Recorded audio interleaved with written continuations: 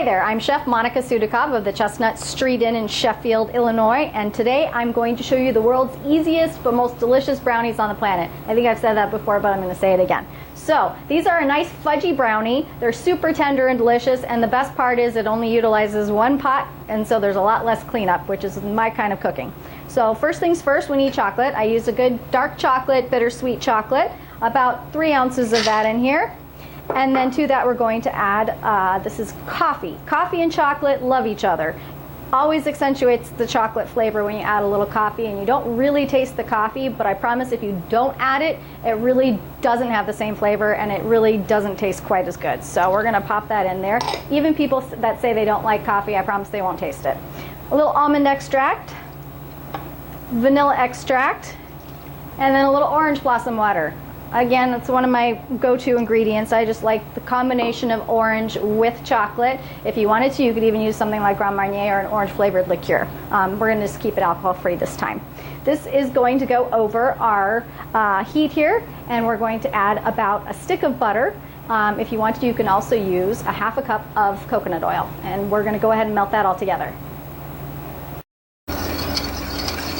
Alrighty, so we have all of our chocolate melted together with our butter and our coffee and our almond and vanilla, and that's pretty much good enough to just jump into and bathe in as far as I'm concerned. It might be a little hot, but it's super delicious and it smells divine, especially with that coffee in there.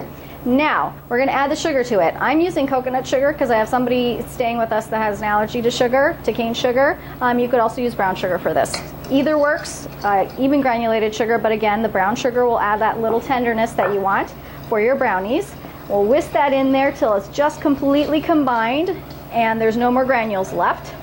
Then we need 2 eggs. You have to be careful here because if you add the eggs straight in and aren't whisking rapidly, you're going to end up scrambling the eggs, and that's not such good brownies. So we're going to make sure we do this like 1 egg at a time, whisking constantly, making sure that this gets tempered so that it's all combined and smooth and creamy and there are no lumps and no scrambled eggs in there. And the last step is some flour. So it's 3/4 of a cup of all-purpose flour. And then we'll whisk that all together. Transfer that to our greased baking dish. This is an 8 by 8 inch Pyrex. Ooh, and we're throwing flour everywhere. That's kind of exciting. That's for Jeff to clean up later. And then that goes into a 350-degree oven for approximately 25 minutes, just until the brownies, they should still be slightly soft in the center, but the exterior should be well baked. You want to let that cool completely before you eat them. I know it's tempting to eat them right away out of the oven, but you want to let them cool completely. We'll transfer that, stick it in the oven, and ready to go.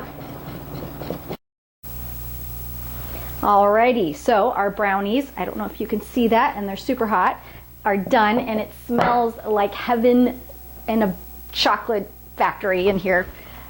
I'm so befuddled and so amazed at the smell that I can't even talk. So these have to cool, and I do want to see if I can elevate this for you so I can show you what it's supposed to feel like in the center. You can see it's just slightly has a give to it, and that's what I want. I don't want it to be completely set because otherwise they'll be overbaked. We'll have to let this cool completely, and then these can either be cut into 9 equal size squares, or you can cut it into 4 times 4, 16 equal size squares. I had to do the math there. And then these will keep for approximately a week or so if you keep them in an airtight container. They will keep actually slightly even longer with the brown sugar because that gives them a little additional moisture.